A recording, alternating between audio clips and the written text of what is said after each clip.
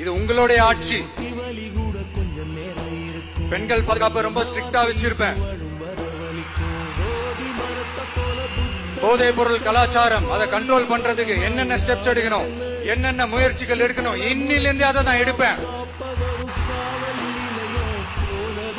நம்ம பசங்களை அதுல இருந்து காப்பாற்ற வேண்டியது நம்ம அரசனுடைய பொறுப்பு. மாதிரி சட்டம் ஒழுங்கு எல்லாருக்குமான பாதுகாப்பை நான் உறுதிப்படுத்துவேன். என்ன அவமானப்படுத்துவங்களாக இருந்தாலும், என்ன கஷ்டப்படுத்துனவங்களாக இருந்தாலும், அவங்களும் என் மக்கள் தானே. நண்பர்களாக இருந்தாலும் எதிரிகளாக இருந்தாலும் 8 கோடி மக்களும் என் மக்கள் தானே.